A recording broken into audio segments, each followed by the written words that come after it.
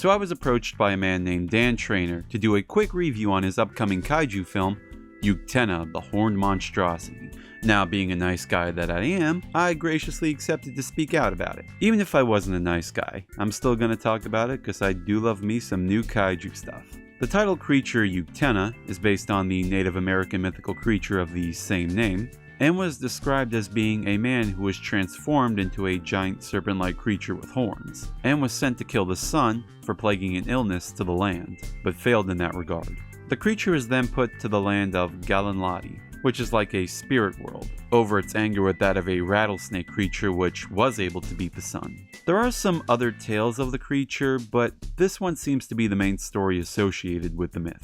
The father and son duo, Dan and David Treanor, were big fans of giant monster movies, particularly Godzilla ones, and ventured out to create their own kaiju flick based on the serpent creature. Problem is, they didn't have a studio to help back them up, not even a Kickstarter. Everything was done from their own wallets, and that of help from both their family, friends, and connections they have with other people that could help aid them in the movie. The film begins with a lengthy intro describing the title creature's origins. It's almost set up as a documentary, and that's no surprise given that director Dan used to make those. Afterwards, the creature awakens and goes on a hunting spree like this is a slasher movie. I will say though that I do like how they keep the creature hidden, and only show him in short spurts. It's classic monster movie making 101. Reveal your creature early without revealing it. Keep your audience in suspense until the right moment to show your monster off. Unfortunately though, I don't think the movie did a great job in doing the grand reveal on Uktena. I'll explain why in a bit. Our leads are a scientist named Doc Collins and a sheriff named Pancho Bravo. Actually saying they're the leads is a bit of an overstatement. They are on the case to figure out what Uktena is and how they can stop him, but outside of that, they're not the most relatable characters I can associate myself with. The doc is simply doing some type of science work, and the sheriff just wants to get back to his office to watch a football game. That or spend time with Mrs. Gecko.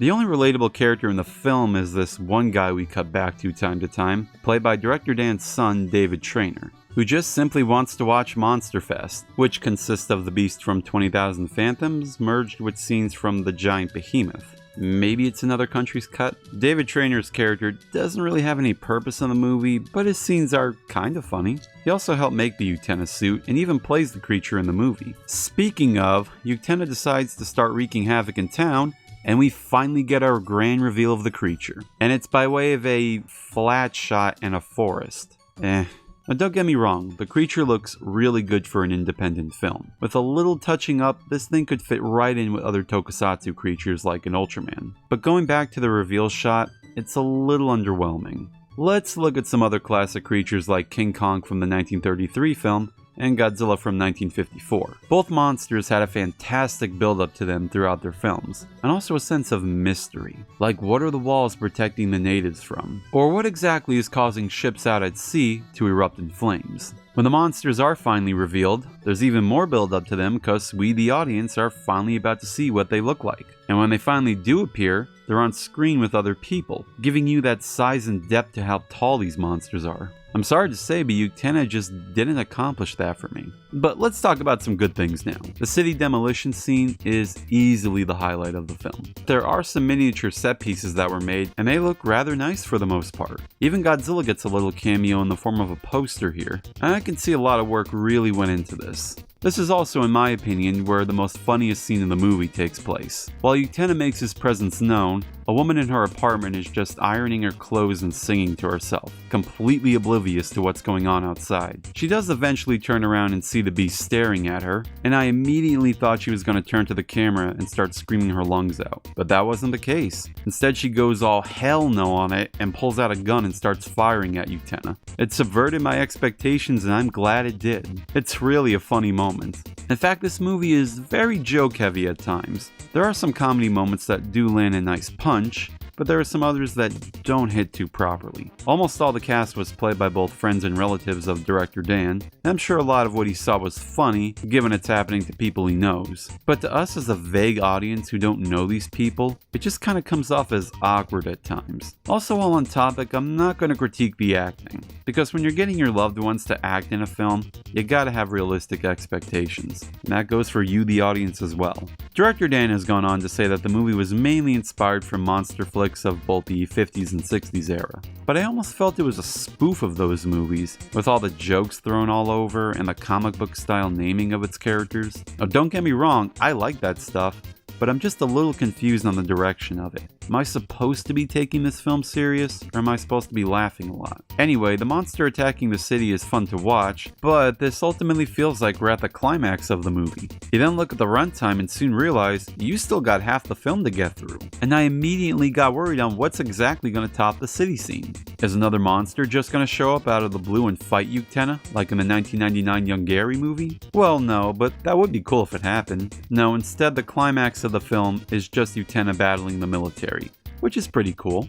But before we get there, we unfortunately have to plow through a slog of scenes, some of which have no meaning to the, plot, and simply exist to padding out the runtime. A bit of advice for both Director Dan and other aspiring filmmakers. Don't ever try to stretch your movie out to feature length if it can't do so, because then you just end up creating a bunch of boring scenes that nobody wants to watch, especially in this day and age when people are more likely to dive into their phones at this point until something interesting happens. Or even worse, they could abandon the movie and go do something else. The only real scene of importance between the then and now is that our leads manage to find a guy named Jerome Greywolf, an anthropologist who can help them stop Uktena. Yeah, this one guy is all they really need to do the job. Now, I should point out that Director Dan didn't really have a solid script, or story for that matter, before shooting the movie. He knew he wanted to do a Godzilla-type picture, but that was really about it. The plot just sort of strung itself together as they were going through production. A good story and script can go a long way with your films, even a monster on the loose one. Because of this, Uktena the Horned Monstrosity is like a good steak dinner with missing components. You have the steak and you cooked it well, but you're missing all the other ingredients that could really make a good experience while eating it. In respect for the film, since it hasn't released yet, I won't spoil the ending, but I will say it is a little anticlimactic.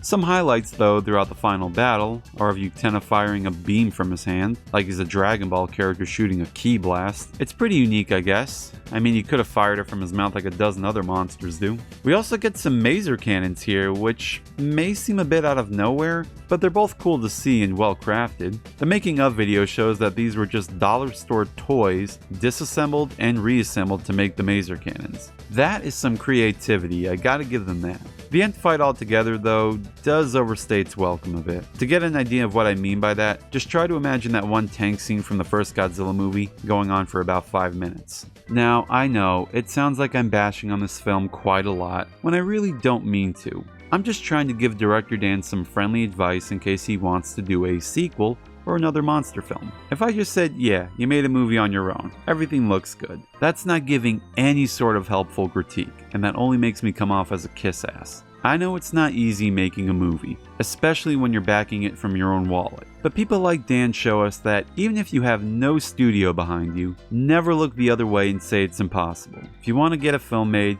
go out and make one. Dan's making of documentary can open a lot of people's eyes into seeing just how simple it can be if you have a lot of creativity and a lot of support for loved ones to help you out. Regardless of your movie's quality, your film will always be that little time capsule of history that you can look back on and be proud of. Director Dan, if you're watching this, which I know you are, good job on both your efforts and on your limitations. If anyone's interested to see this movie, it will be releasing on home media by SRS Cinema next month, and most likely streaming as well. Anyways, that'll do it here. Thank you all for watching, and I'll see you next time.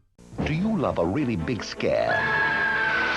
Then you'll just die for American Movie Classics' exclusive new shockumentary, Attack of the 50-Foot Monster Mania. Look at the giant! Watch Attack of the 50-Foot Monster Mania during AMC's Monster Fest. It's time to get a bigger TV.